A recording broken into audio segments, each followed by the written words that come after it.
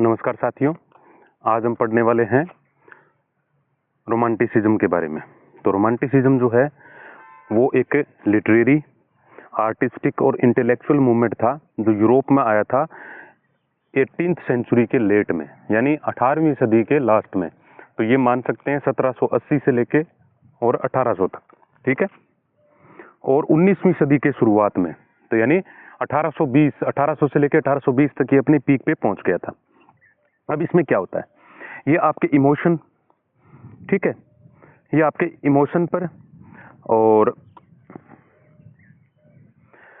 Individualism, nature और Sublime. ये Sublime का मतलब होता है जैसे जो उच्च स्तर के जो भाव, फीलिंग्स वगैरह जो होती है, जो विचार होते हैं उनके बारे में रिएक्ट करता है। जो रैशनलिज्म है उसके बारे में, और जो इनलाइटमेंट यानी जो अपने को ज्ञान प्राप्त होता है उसके बारे में, ठीक है। रिजिड फॉर्म ऑफ नियोक्लासिज्म, जो एकदम रिजिड फॉर्म थी, एक सख्त फॉर्म थी। नियोक्लासिज्म जो था उसमें इनलाइटमेंट की बात होती है, तो उनके बारे में है ये, ठीक है। अब देखिएगा टाइम पीरियड। अब टाइम पीरियड में अगर आप बात करो तो लगभग 1780 से 1830 का है, और ब्रिटेन में ये थोड़ा सा लंबा हो जाता है। यूरोप के अन्य, यूरोप और अमेरिका से जो हिस्से थे उनसे थोड़ा बड़ा हो जाता है, ठीक है, उनकी तुलना में। फिर जैसे फॉलोड नियोक्लासिज्म, नियोक्लासिज्म के बाद आता है, और जैसे जो विक्टोरियन जो है ना, नहीं, फॉलोड नियोक्लासिज्म इसके बाद आता है, और इससे पहले है जो विक्टोरियन लिटरेचर आता है, ठीक है। तो ये सामान्य बात है। अब देखिएगा इसमें हिस्टोरिकल बैकग्राउंड की बात करें तो इसमें क्या है, रिएक्शन था ये इंडस्ट्रियल रिवोल्यूशन पे, अर्बनाइजेशन और मैकेनाइजेशन ऑफ लाइफ, ठीक है ना। जो आप ये कह सकते हो कि जैसे औद्योगिकरण, ठीक है ना, औद्योगिकरण में जो जैसे एक उछाल पैदा हुआ था अर्बनाइजेशन में, और मैकेनाइजेशन जो था ना उसमें। और ये जो फ्रेंच का रिवोल्यूशन है 1789 का, उससे काफी प्रभावित था। अब फ्रेंच रिवोल्यूशन में मुख्य बात क्या थी, जो लिबर्टी, इक्वालिटी और फर्टर्निटी यानी भ्रातृत्व, भाईचारा जो है, उनके बारे में मुख्य बात है इसमें थी, ठीक है।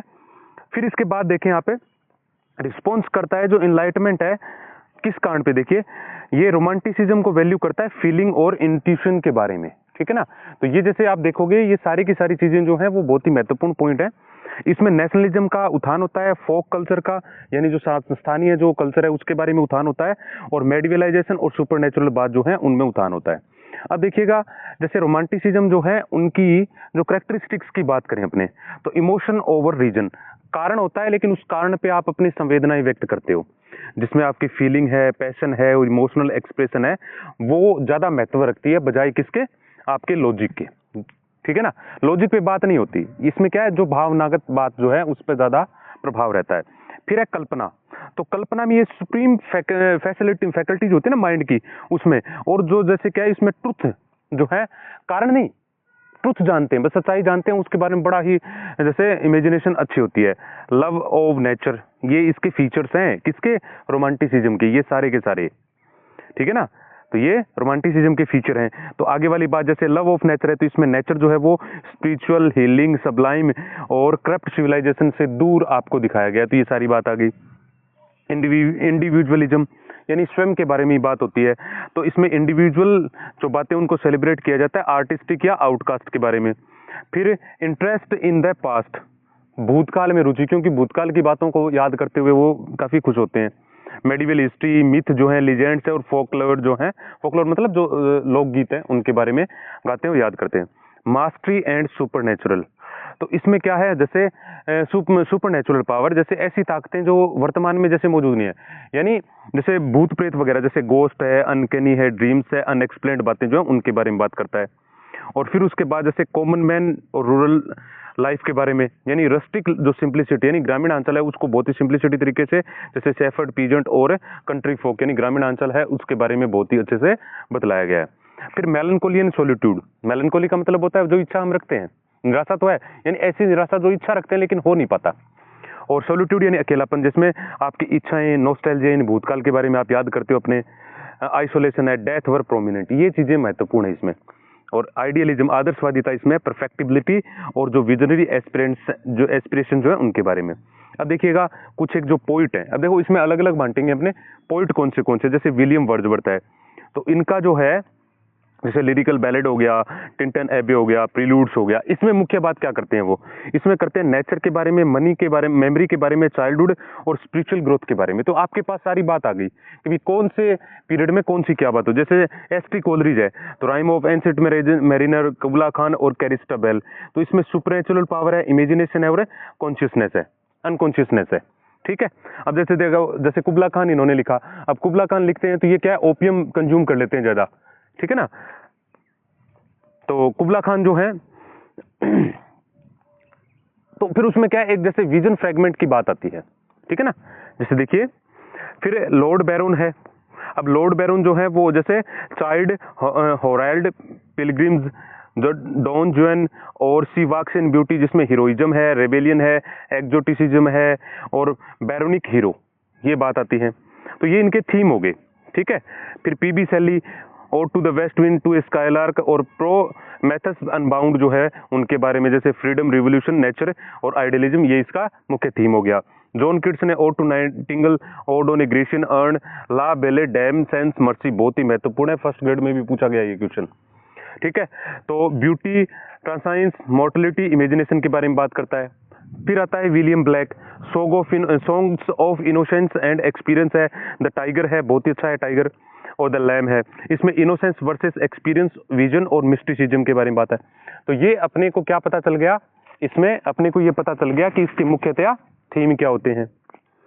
फिर उसके बाद है कुछ एक प्रोज राइटर, जैसे मैरी शेली जो पीबी शेली की पत्नी थी, ठीक है। फ्रैंकस्टाइन जो इन्होंने लिखा था, ये गोथिक और साइंस फिक्शन के बारे में है, रोमांटिक एम्फेसाइज जो इसमें दिया गया है, ठीक है। फिर चार्ल्स लैम्ब है, एसेज ऑन एलिया, ये लिरिकल और रिफ्लेक्टिव प्रोज है। टॉम्स डी किवनी, इन्होंने confession on the English opium eater के बारे में लिखा है, तो इसमें इन्होंने इनर वर्ल्ड और ड्रीम्स के बारे में फोकस किया है, ठीक है। अब देखिए जो रोमांटिक लिटरेचर है उसके थीम, नेचर एज डिवाइन, नेचर को बहुत ही डिवाइन माना है, जिसमें इमोशन जो है उसको बहुत ही बड़ी एक फोर्स के तौर पे माना है। सबलाइम और टेरिफाइंग होते हैं, नेचर्स की ब्यूटी और जो टेरर है उनको इंस्पायर करता है वो। फिर है क्वेस्ट फॉर द इनफाइनाइट, तो ये इच्छाएं होती हैं जो भौतिकवादी जो नियंत्रण है उनके आगे। और फिर एलियनेशन ऑन मेलनकोली, अलगाव होता है, एंड मेलनकोली और निराशा होती है, तो इसमें सोलिटरी फिगर के बारे में आपको जैसे बतलाया जाता है।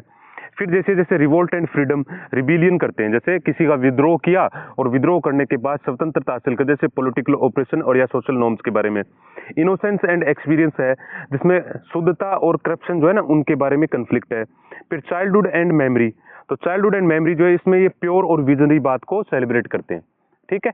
तो ये इनमें मुख्य बात होगी। अब लिटरेरी फॉर्म जो है वो कौन सी काम में ली गई है, देखिए जैसे लिरिक पोइट्री है, ओड है, बैलेड है, गोथिक नोवेल है, ऑटोबायोग्राफी है, ये सारे के सारे जो इनके रोमांटिसिज्म में जो रोल है वो अपने आप जैसे पढ़ लोगे इसमें। जैसे डोमिनेट फॉर्म होती है, फोकस्ड ऑन पर्सनल इमोशन है, सब्जेक्टिव एक्सपीरियंस है, लिरिकल पोइट्री होता है, उसकी बात की जा रही है, ठीक है। अब देखिएगा जैसे ऑटोबायोग्राफी, कन्फेशनल और रिफ्लेक्टिव राइटिंग, जैसे वर्ड्सवर्थ का प्रील्यूड्स लिखा हुआ है। अब इसमें जैसे आप देखोगे गोथिक है तो ये हॉरर को, सुपरनेचुरल और इमोशनल एक्सट्रीम को, जैसे फ्रैंकस्टाइन में जैसे अपने देखते हैं। और बैलेड जो है वो ट्रेडिशनल ओरल स्टोरी टेलिंग, जैसे मुख्यतः आपके जैसे वर्ड्सवर्थ और कोलरिज लिखते हैं।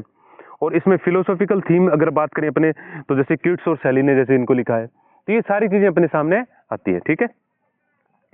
फिर देखिए जैसे अपने देखे रोमांटिसिज्म में जो अलग अलग देशों में, जर्मनी में जो गोथ, फोस्ट, सिलर इन्होंने लिखा है। फ्रांस में जैसे वेक्टर व्यो और रोसो जो प्री रोमांटिक इन्फ्लुएंस के बारे में लिखते हैं। अमेरिका में इमर्सन और थोरो और एडगर एलन पोई जो है इन्होंने लिखा है। तो ये अलग अलग देशों में रोमांटिसिज्म के बारे में लिखने वाले जो हो गए। फिर इसके बाद क्या है, रोमांटिक हीरो। रोमांटिक हीरो जो है जैसे बैरनिक हीरो पर नाम आया, वो काफी प्राउड, मेलनकोली, रेबेलियस और इमोशनली कॉम्प्लेक्स, ये सारी जटिलताएं होती हैं उसमें, ठीक है।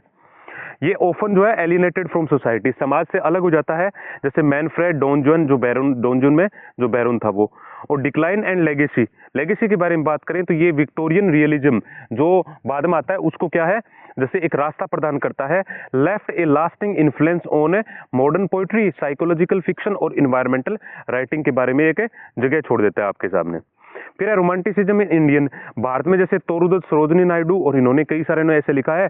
और Indian landscape, personal emotion, spirituality और कल्चर आइडेंटिटी के बारे में इन्होंने बात है काफी अच्छी लिखी है, ठीक है।